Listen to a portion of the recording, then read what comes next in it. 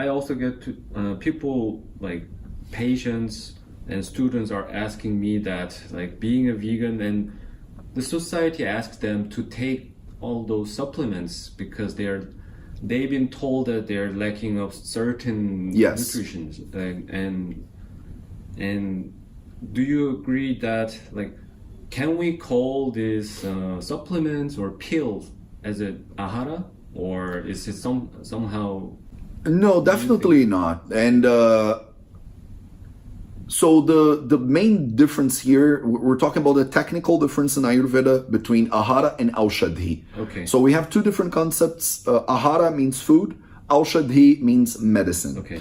And what makes them both different is ahara is rasa pradhana. It means it's the taste is the most important part of food. Yes.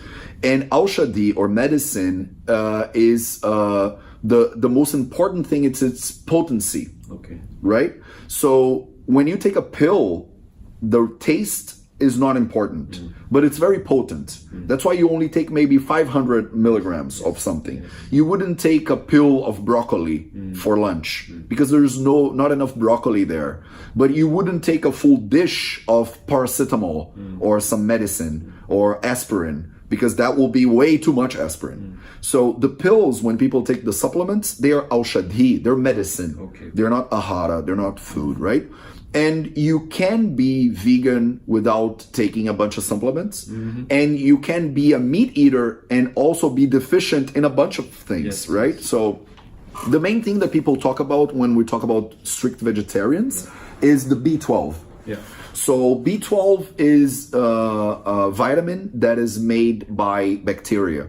And nowadays, because the world is so clean, we use a lot of pesticides and things on crops. We kill all the bacteria, and the vegetables that used to have B12 previously, 100 years ago, 200 years ago, you would eat a carrot and it came with the bacteria from the ground, so it had probably B12. You will drink water from some river and they had some bacteria there, and you also get B12. So you drink water from a river, also you could get some parasite or some other pathogen and become sick because of the water. So it's a good thing actually that we stopped maybe drinking water from a river. For some diseases it was good, but then it creates some other problems also. So, but it's not true that only strict vegetarians or vegans have B12 deficiency. I have seen many patients that eat a lot of meat, and when you take their blood exams, they're deficient in B12 also, because even the meat they're eating is also low on B12. So B12 is something that you should do blood exams with a doctor and try to check your level. Maybe you are a meat eater and you have low B12. Maybe you are a vegan and you have good B12. It's not the most common thing, but I think it's a consequence of modern life. So another very hard consequence of modern life is vitamin D. You're not deficient in vitamin D because you're vegan. You're deficient in vitamin D because you don't get enough sun. You can be deficient in vitamin D and eat a lot of meat.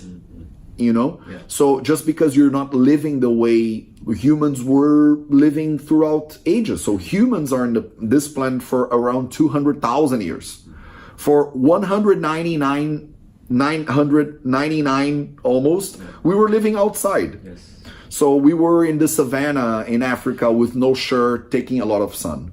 Now we are inside hotel room, inside office building, inside the hospital. We don't get any sun. So maybe supplementing vitamin D is a good thing nowadays. It's better than to be deficient, and you won't be able to go outside and get all the sun that you need, because we're not doing that anymore. Maybe you spend a full day in Seoul. You wake up inside the house, you go inside your car, you go inside the hospital, you go inside your car, you drive back to the house. You never spend maybe half an hour under the sun getting sun on your face, right? Some cultures in Asia are even against this because we value white skin even more. So I lived in China for 1 year, and people didn't want to get it for aesthetic reasons also. They cover everything. They would cover everything not to get darker skin. So they're protecting themselves from the sun. And that's good also because they're protecting themselves from skin cancer. But they are not getting enough vitamin D, so they would have to supplement. So supplements are what the word means. They supplement. So you have a main good diet, and then supplements come just to make sure that you're getting everything you need. Usually, most people nowadays that I see in the office and in the clinics, they either need B12 and they sometimes need vitamin D. Apart from that, unless you have some serious deficiency, I would never supplement anything else. You can get all the vitamins, all the minerals, all the protein, all the fat, all the carbs, everything, all the micronutrients and all the macronutrients that you need from a healthy diet. You can get them eating plant-based or eating strict vegetarian. You can get them from eating meat or eating flexitarian or omnivore. It doesn't matter. But you should make a good balanced diet. If you eat a lot of meat and you don't eat enough fiber or enough vegetables, you're also going to be deficient in a bunch of things and a bunch of vitamins and minerals, and maybe you will have to take supplements.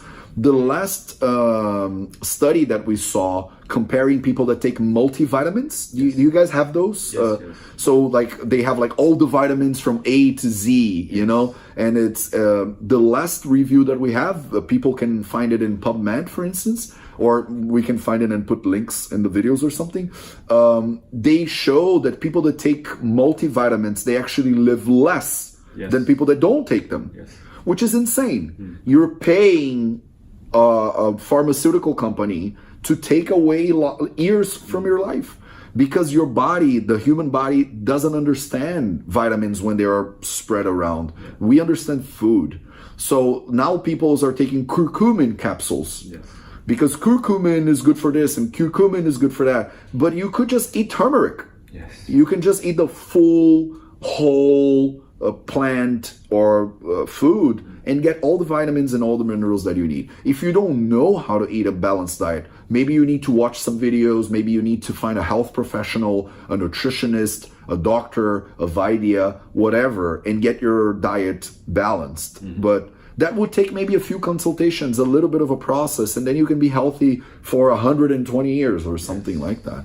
They need to put some effort to have this certain concept of food. Actually, I guess it becomes really hard to have concept of food these days. Because, as you said, everything is too much. Everywhere you can access to easy food and then processed food, right? So, like in conclusion, in short, like then what is ahara then? Like in conclusion. So I like to tell my students, if you want to eat food, ahara, real food, you buy it at the market. So I don't know if that is possible in Korea, but in Brazil, in Europe, in India, it's very possible. So I tell them, food you buy from people that make the food. So you go to the farmer's market, you go to the market and you buy it there.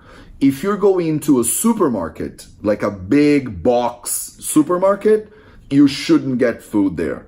If your food comes inside a label with many ingredients, that's not probably food. Food usually has only one ingredient. It's either broccoli or shallots or rice or beans or whatever, even meat or fish. You don't need a list of ingredients. If your food comes with a list, and that list has a bunch of chemicals that you cannot even read, 1,2-methyl propyleno glycol, something weird that you don't know what it is, you shouldn't eat it.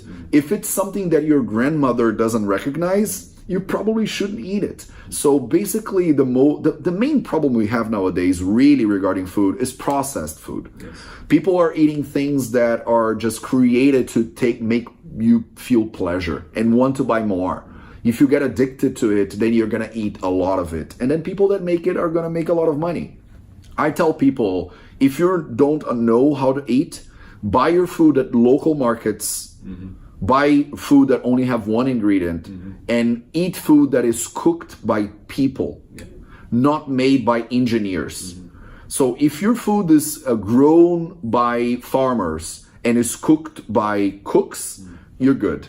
If your food is grown in industry and prepared by a chemical engineer, then it's not food.